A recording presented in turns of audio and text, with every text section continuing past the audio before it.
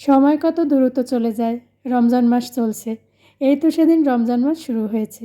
দেখতে দেখতে কখন যে সময় ফুরিয়ে যায় টেরই পাওয়া যায় না।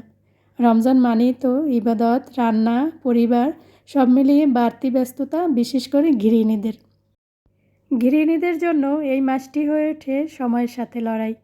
তবে একটু পরিকল্পনা করলেই অনেকটা চাপ কমানো সম্ভব। আসসালামু আলাইকুম। সবাইকে স্বাগত জানাই আজকের ভিডিওতে। আশা করছি যে যেখান থেকে দেখছেন সবাই ভালো আছেন, সুস্থ আছেন এবং নিরাপদে আছেন। আলহামদুলিল্লাহ, আমিও ভালো আছি আল্লাহর রহমতে, আপনাদের সবার দোয়া ও ভালোবাসায়। এই তো খাতা কলম নিয়ে বসে পড়েছি, কিছু বাজার সদাই করতে হবে, তারই লিস্ট করে নিতে। আমি তো সবসময় লিস্ট করে বাজার করার চেষ্টা করি। এই রমজানে ব্যস্ততা বেড়ে যায় বহুগুণ। সেহরি ও ইফতার তৈরি করা, ইবাদত বন্দেগি করা, সব কিছু নিয়ে ব্যস্ত থাকতে হয় সবাইকেই। সময় মতো সেহরি ও ইফতার তৈরি করে তারপর পরিবেশন করাটা অতটাও সহজ নয়। যতই দক্ষ হন না কেন, আগে থেকে কিছু কাজ গুছিয়ে না রাখলে হিমশিম খেতেই হবে। যদি কিছু কাজ আগে থেকে গুছিয়ে রাখা যায় তবে সময়ও বাঁচে, সেই সাথে নিজেও একটু ফ্রি থাকা যায় আর রিল্যাক্সে কাজও করা যায়। তাই ইফতার কিংবা সেহরিতে তাড়াহুড়ো থেকে বাঁচতে কিছু কৌশল মাথায় রেখে আমি কাজ করি, সেটাই আজকের ভিডিওতে শেয়ার করছি। রমজানের শুরুতে তো বাজার সদাই করা হয়েছিল, তারপরে এখন তো অনেকটা দিন পার হয়ে গেছে, প্রায় 12-13 দিন। তো এখন কিছু বাজার সদাই লাগবে, সেটা আমি লিস্ট করে রেখে দিয়েছি। মানে ঘরে বাজার সদাই থাকা অবস্থায় আমি আবার বাজার সদাইয়ের লিস্টটা করে রাখি। 2-1 দিনের মধ্যেই সেটা করে নেওয়ার চেষ্টা করি। এতে করে যেটা হয় যে অনেকটাই সুবিধা হয়, কারণ কিছু বাজার ঘরে থাকা অবস্থায় আমি বাজার করে নিয়ে আসার চেষ্টা করি। তো এটা আমার জন্য অনেক বেশি সুবিধা হয়। রমজানে যদি বাজার সদাইয়ের জন্য হুড়োহুড়ি করতে হয়, দৌড়োদৌড়ি করতে হয়, তাহলে কিন্তু একটা বাড়তি ঝামেলাই পড়তে হয়। বিশেষ করে যাদের বাসায় পুরুষ মানুষ নেই, তাদের তো এরকম পরিকল্পনা করেই কাজ করতে হয়। তাছাড়া সাপ্তাহিক মেনু পরিকল্পনা করা, এক সপ্তাহে সেহরি ইফতারের জন্য কী রান্না করবেন, কী ইফতার তৈরি করবেন, সেটা যদি পরিকল্পনা করে রাখা যায় তাহলে কিন্তু অনেকটা সুবিধা হয়। মোটামুটি একটা খাতা কলম নিয়ে লিখে রাখতে পারেন, এতে করে নিজের জন্যই সুবিধা হবে। না হয় প্রতিদিন ভাবতে ভাবতেই সময় চলে যাবে যে ইফতারে কী রেডি করব, তারপর সেহরির জন্য কী রান্না করব। তার থেকে এক সপ্তাহের জন্য যদি একটা মেনু পরিকল্পনা করে রাখা যায় তাহলে অনেক বেশি সুবিধা হয়। তো এখানে আমি কিছু বেসন রেডি করে রাখছি, এই যে শুকনো বেসন মশলা দিয়ে রেখে দিচ্ছি। এটা রেডি করা থাকলে যে সুবিধা হবে, যখন আমি বেসনে গুলিয়ে কোনো কিছু তৈরি করতে যাব, শুধু পানি দিয়ে গুলিয়ে নিলেই হবে, আর সবটা রেডি করাই এখানে থাকবে। এতে করে অনেকটাই সুবিধা হয়। তো আমি এই বক্সে করে এই বেসনটাকে রেডি করে রেখে দিয়েছি। ইফতারের আগ মুহূর্তে আমি যখন কিছু তৈরি করব, বেসনটাকে পানির সাথে গুলিয়ে কাজটা করে নিতে পারবো খুব সহজেই। তো এই যে এই বক্সটা এইভাবে রেখে দিচ্ছি।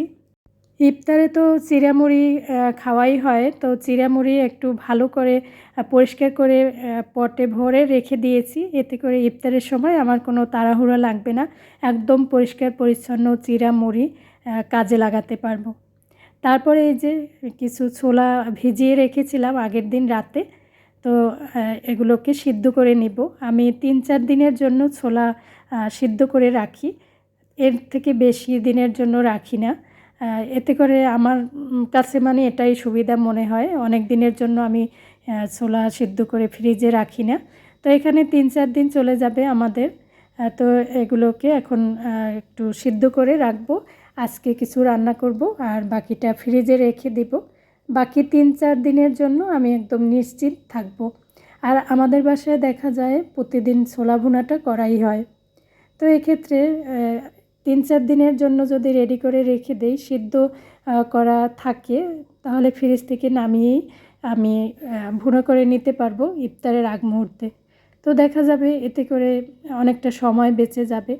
অনেকে আবার ফ্রিজে রাখা খাবার খেতে পারেন না, তো তাদের জন্য তো এই টিপসটা কাজে লাগবে না। তবে যাদের বাসায় ছোট বাচ্চা আছে তাদের তো অবশ্যই এরকম একটু হিসেব করে চলতে হয়, বা যাদের হেল্পিং হ্যান্ড নেই, একা হাতে সব কাজ করতে হয়, তা আমার যেহেতু বাসায় হেল্পিং হ্যান্ড নেই, আমি এইভাবেই একটু কৌশল করে কাজ করার চেষ্টা করি। আর রমজান মাসে তো এমনিতেই একটু বেশি বেশি ইবাদত বন্দেগীতে সময় দিতে হয়, সেই সাথে রান্নাবান্নার কাজও তো কম না। সেহরি রান্না করা, ইফতার তৈরি করা, ঘর গুছানো, ঘর বাড়ি পরিষ্কার করা, সব কিছু মিলিয়ে অনেকটা সময়ও দিতে হয়। তো এই জন্য একটু কৌশল করে চলতে পারলে কিন্তু কাজ অনেকটাই সহজ হয়ে যায়, বা ইফতার সেহরিতে তাড়াহুড়ো লেগে যায় না, তাড়াহুড়া থেকে বাঁচা সম্ভব। তো এখানে আমি কয়েকটা আলু সিদ্ধ দিয়ে দেব এই ছোলা সিদ্ধর সাথে। তো ছোলা ভুনার সাথে যেহেতু আমি একটু আলু দেই, তো এই আলুগুলোকে আমি এভাবে 2 টুকরো করে সিদ্ধ করতে দিয়ে দেব। তারপরে রান্নার কিছুক্ষণ আগে এই তো কিছু মশলাপাতি আমি রেডি করে রেখে দিই। যেমন পেঁয়াজ, রসুন, কাঁচামরিচ কাটা, তারপরে সব মশলা, গুঁড়া মশলা এগুলো হাতের কাছে সব রেডি করে রাখা, যাতে করে রান্নার সময় আমার একটু তাড়াহুড়া না লাগে বা এগুলো খুঁজতে না হয়। তো একদিনে একটু বেশি করে যদি পেঁয়াজ কুচি করে ফ্রিজে বক্সে ভরে রেখে দেওয়া যায় তাহলেও কিন্তু অনেকটা সুবিধা হয়। যদিও আমি ফ্রিজে রাখি না এখন আর পেঁয়াজ রসুন, যেদিন যেটা কাজে লাগাই তার আগ মুহূর্তে আর কি, রান্নার আগ মুহূর্তে আমি সব কিছু কেটে রেডি করে রাখি। তো এই যে আমি কিছু পেঁয়াজ কেটে রেখেছি। তো এদিক দিয়ে আবার কিছু ধনিয়া পাতা আছে, এই ধনিয়া পাতাগুলোকেও আমি সুন্দর করে বেছে টেছে রেখে দিব, কারণ রান্নার সময় তো এগুলো বাছতে আবার ঝামেলা হবে। তো ধনিয়া পাতা যেহেতু মাছ রান্নায় বা কিছু সবজি রান্নার মধ্যে দিতে হয়, তো এক্ষেত্রে ধনিয়া পাতাগুলো আমি সুন্দর করে পরিষ্কার করে রেখে দিব, যখন রান্না করব তো এখান থেকে নিয়ে কাজ করে নিতে পারবো খুব সহজে। তো এই যে আমি কিন্তু ছোলা সিদ্ধ বসিয়ে দিয়ে অনেকটা কাজ গুছিয়ে নিয়েছি। তো রান্নার সরঞ্জাম ব্যবহার করার ক্ষেত্রে অবশ্যই একটু হিসেব করে চলতে হয়। এই যে আমি প্রেসার কুকার ইউজ করেছি, এটা কিন্তু আমার অনেক বেশি কাজে লেগেছে। খুব তাড়াতাড়ি করে এই ছোলা সিদ্ধ হয়ে গেছে। আর সেই সাথে রাইস কুকার বলেন, ব্লেন্ডার বলেন, এগুলো কিন্তু অনেক বেশি কাজে আসে আমাদের সময় বাঁচাতে। তো এগুলো তো ইউজ করি বর্তমান যুগের গৃহিণীরা সবাই। তো এক্ষেত্রে এগুলো অনেকটাই সময় বাঁচায়।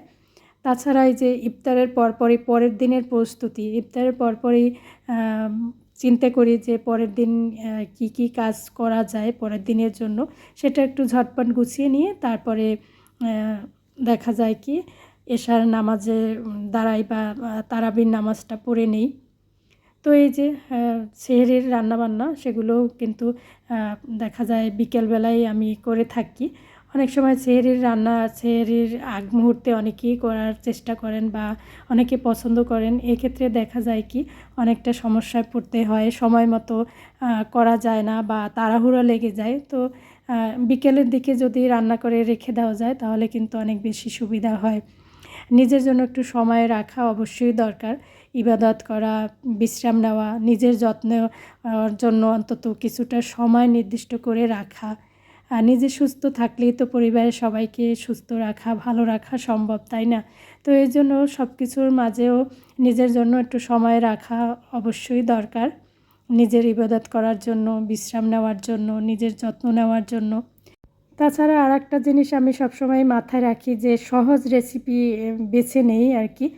সেহরির জন্য বা ইফতারের জন্য সহজ যে রেসিপিগুলো সেগুলোই করে থাকি।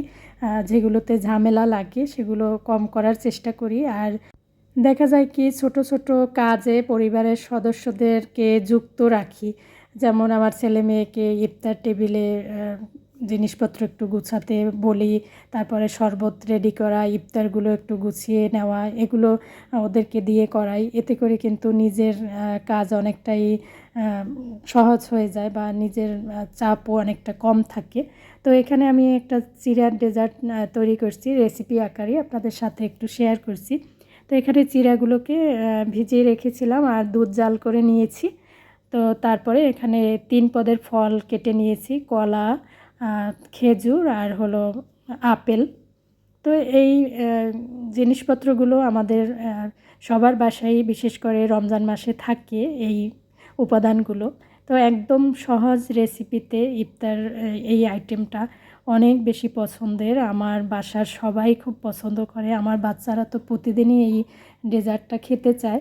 তো এখানে আমি চিড়ার সাথে দুধ দিয়েছি, আর এখন এই যে খেজুর কেটে নিয়েছি, তার সাথে কলা আর হলো আপেল আপেল টুকরো টুকরো করে কেটে দিয়েছি। তো এই যে সব কিছু ভালো করে মিক্স করে নিব।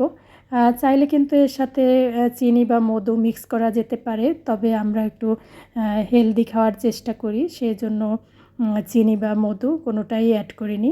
ফলের সাথে যে মিষ্টি আছে তাতেই এই খাবারটা খেতে অনেক বেশি টেস্টি হয়। বিশেষ করে ইফতারে এই ধরনের একটা ডেজার্ট থাকলে আর কিছুই লাগে না। আমার বাসা তো সবাই অনেক পছন্দ করে এই খাবারটা। গত বছর রমজান মাসেও আমি এই ডেজার্টটা তৈরি করেছিলাম, শেয়ার করেছিলাম।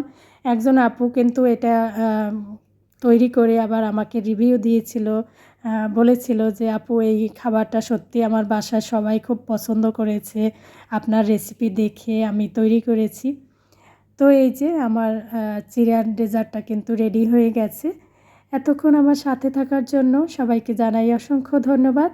আমার কথা ও কাজে ভুল ত্রুটি হয়ে থাকলে অবশ্যই ক্ষমা সুন্দর দৃষ্টিতে দেখবেন আশা করি। সবাই ভালো থাকবেন, সুস্থ থাকবেন। আজকে তাহলে এখানেই বিদায় নিচ্ছি। আল্লাহ হাফেজ। আসসালামু আলাইকুম।